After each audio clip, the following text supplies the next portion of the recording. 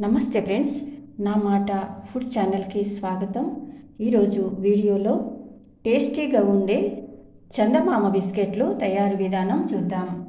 చందమామ biscuits తయారు చేయడానికి ముందుగా టీ గ్లాస్తో 2 గ్లాసుల గోధుమ పిండి జల్లించి గిన్నెలో వేసుకోవాలి.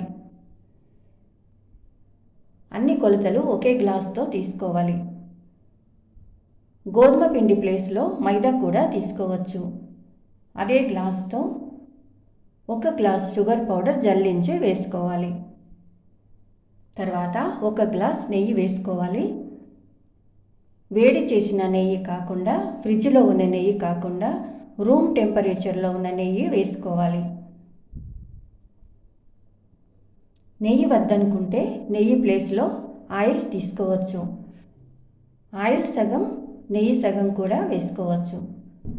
ఒకేసారి వేయకుండా కొద్ది కొద్దిగా నెయ్యి వేస్తూ పిండిని బాగా కలుపుకోవాలి.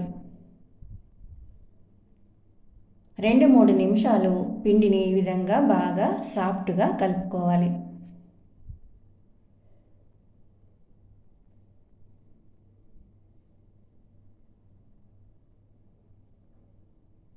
పాలు వేయకుండా, వాటర్ వేయకుండా మొత్తం నెయ్యితోనే పిండిని కలుపుకోవాలి.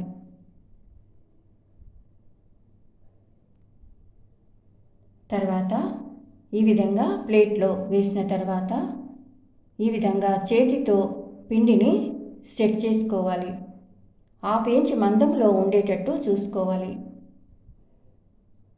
పైన సాఫ్ట్గా ఉండడానికి ఈ విధంగా చపాతీ కర్రతో రోల్ చేసుకోవాలి. తర్వాత 2 భాగాలుగా కట్ చేసుకోవాలి. ఏదైనా గ్లాస్తో అయినా, బౌల్తో అయినా, బాటిల్ క్యాప్తో అయినా ఈ విధంగా అర్ధచంద్రాకారంలో కట్ చేసుకోవాలి.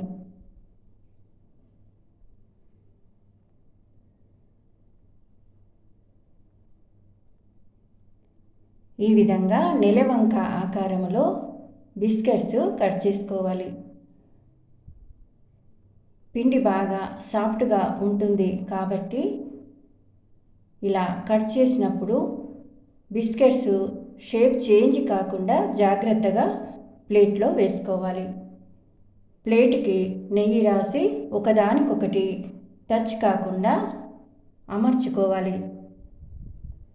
తర్వాత మిగతా పిండి కూడా ఇదే విధంగా సెట్ చేసి కట్ చేసుకోవాలి. ఈ బిస్కెట్స్ కుక్ చేసుకోవడానికి స్టవ్ ఆన్ చేసుకొని స్టవ్ పైన పేనం పెట్టి, పేనం పైన ఒక గిన్నె పెట్టిన తర్వాత గిన్నెలో ప్లేట్ పెట్టుకోవాలి. ప్లేట్ పైన ఈ బిస్కెట్స్ ఉంచిన ప్లేట్ని పెట్టుకోవాలి. తర్వాత మూత పెట్టి 25 నుండి 30 నిమిషాలు కుక్ చేసుకోవాలి.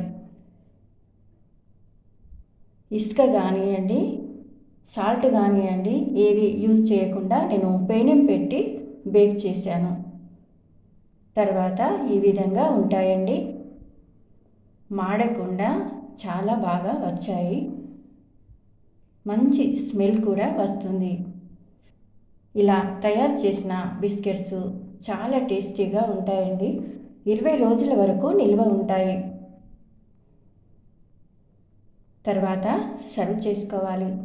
చిన్నపిల్లలు, పెద్దవాళ్ళు ఎవరైనా ఇష్టంగా తింటారు. ఈ వీడియో మీకు నచ్చితే లైక్ చేయండి, షేర్ చేయండి. నా మాట ఫుడ్ ఛానల్ని సబ్స్క్రైబ్ చేసుకోండి. Thank you for watching.